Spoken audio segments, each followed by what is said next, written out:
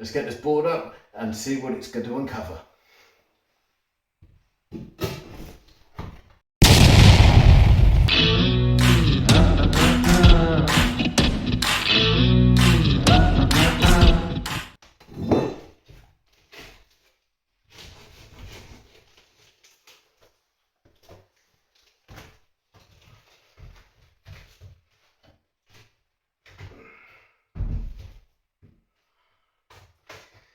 Well, that was nice and easy. As you can see, there's all the pipe work going down there. You can see the some of the insulation that I've managed to push through from when I did the kitchen earlier. So lifting the floorboard, you can see all the pipe work that's going on. You can see there's a little bit of insulation down there that I managed to squeeze onto the pipe work when I had the kitchen floor up previously. And you can just about see the end of the other piece there. Now you can see the original foam lining that they used to insulate the pipe work with when the property was originally built. Lots of bricks left over from when it was originally built. I don't think this floor's ever been up, probably the first time it's been up since the property was put together. So just walking across here. Now I know there's a couple of sockets up on the wall over there, so I'm hoping there's going to be a cable running underneath here.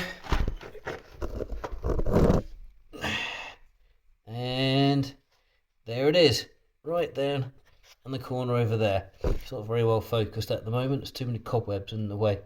There we go, you can just see the cable there. Now I'll be tapping into that later on so that I can extend the circuit, and put a socket inside the understairs cupboard. I'd actually planned to remove the radiator when I got to this point, but it's getting a bit late in the day now. I'm losing daylight, not there's much in here anyway.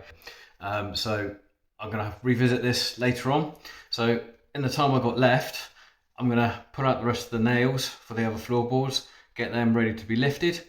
So when I come back later on, we'll get this radiator off and we'll go from there, because the plan is to chase all this pipe work into the wall.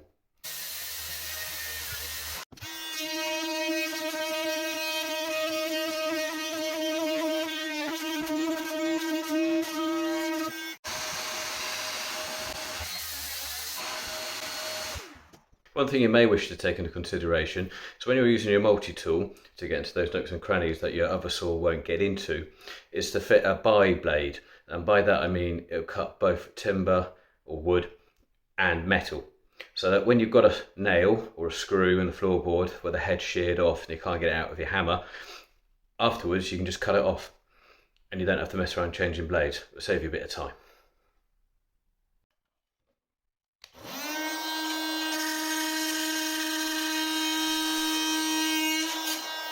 The original plan that I had in my mind for changing this radiator was to use one of these valves with a screw thread on the top, which the TRV will attach to, and this is a push fit which the copper pipe should just go straight into. Now originally I was going to come out the wall and go the right way around. I was going to use one of these, which again's got a push fit on the end.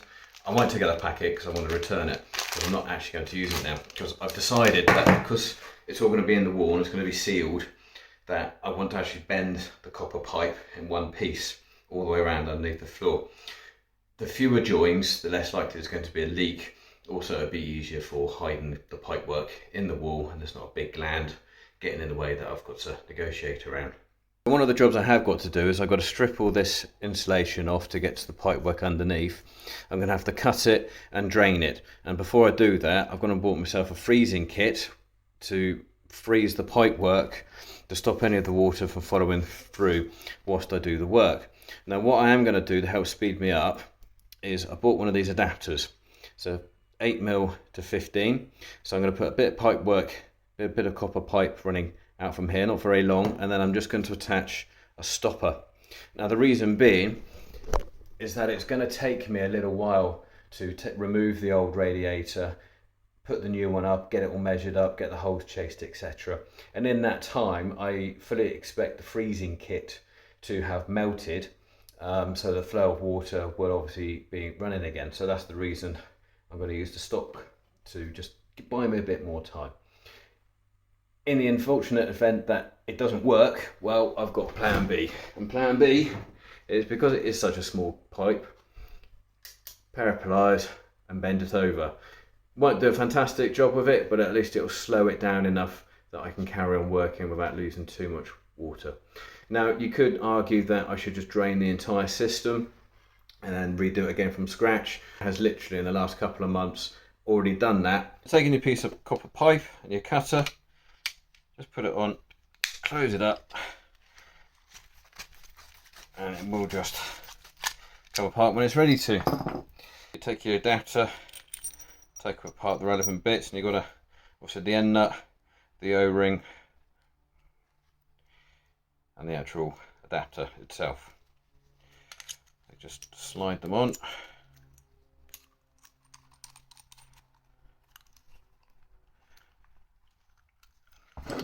Take your 2 spanners. Now, you've got to be careful with this that you don't over tighten them, because you don't want to kill the gland inside, because you'll just crush it and you'll just create more leaks.